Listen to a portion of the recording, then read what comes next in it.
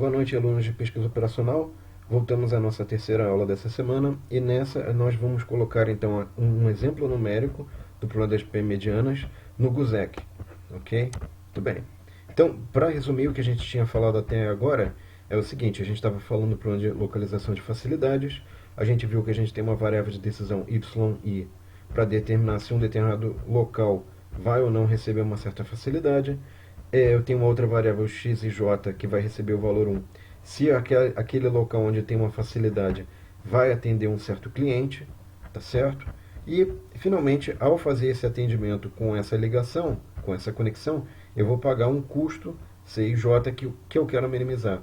Lembrando aí que essa informação desse custo pode estar relacionado com a distância, como a gente fez, por exemplo, no numérico, que eu vou mostrar daqui a pouquinho, ou pode ser outra forma de outro cálculo. Só que isso aqui é um parâmetro, é dado, e o número de facilidades que eu posso abrir é também um parâmetro que é dado. Isso aqui são as variáveis de decisão. Muito bem, essa aqui era a nossa formulação, que era minimizar os custos de conexão entre as facilidades e os clientes. Aqui eu tenho que o cliente J não pode ficar sem nenhuma facilidade para atender ele.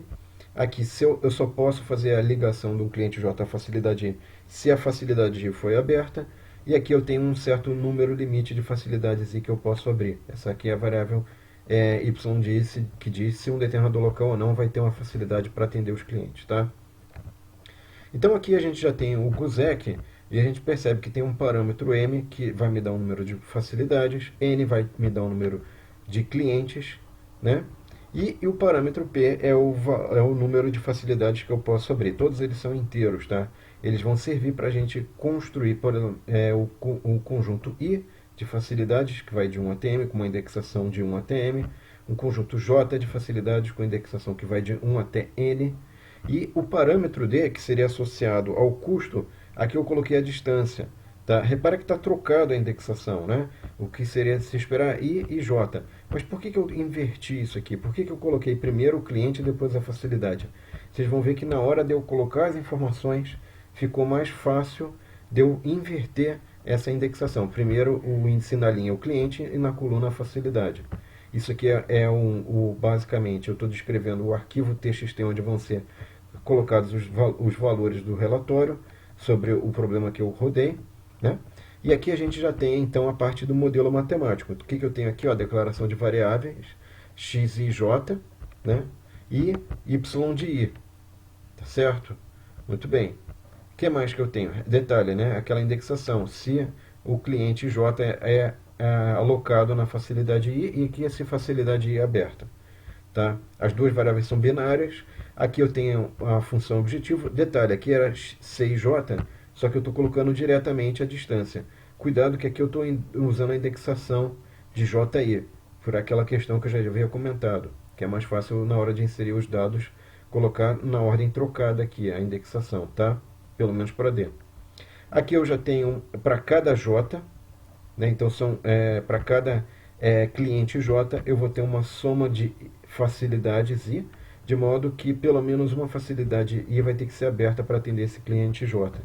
Aqui nessa outra restrição, eu tenho que uma determinada ligação entre o cliente J e a facilidade I só pode existir se a facilidade I foi aberta. Isso eu vou fazer para toda a facilidade I para todo cliente J, né? E aqui finalmente eu tenho uma soma de facilidades, né? I da variável y e de i, de modo que a soma disso só tem que ser igual a p, não pode ser maior nem menor, tá? Muito bem. E aqui está o comando para mandar resolver esse modelo matemático.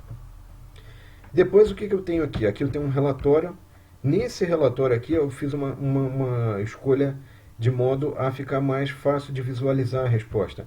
Veja que para cada cliente J, então isso aqui é como se fosse uma repetição em J vezes, para cada J, eu vou imprimir o índice J, que é o índice do cliente, e aqui eu estou fazendo o quê? Olha, eu estou fazendo uma escolha inteligente. Ó.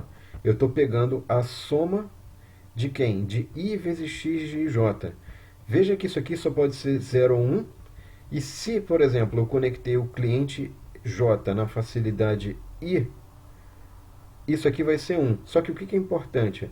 Aqui o cliente J na facilidade, por exemplo, 2, esse cara vai ser 2, Então aqui vai aparecer 2 vezes 1, vai aparecer 2. Então vamos dar uma olhadinha aqui. Por exemplo, ó, o cliente 10, né, vai ser atendido, suponha pela facilidade 6. Então esse cara é 6, aqui é 10.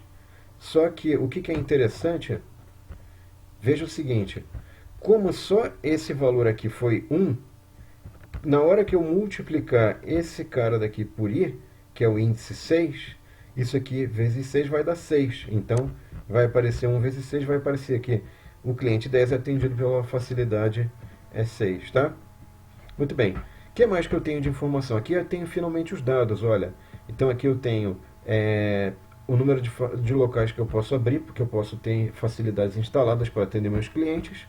Aqui eu tenho uma matriz, que é a matriz de distâncias entre, aqui no caso, são os clientes e as facilidades. Detalhe, isso aqui eu coloquei uma indexação J, e aqui eu coloquei uma indexação I.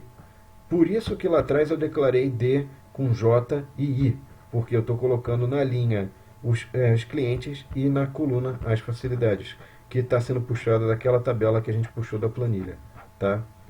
Enfim. Com isso, eu peguei esses dados, mandei rodar o GUSEC, e aí olha só que interessante, eu obtive essa resposta aqui, ó. Então está aqui o resultado.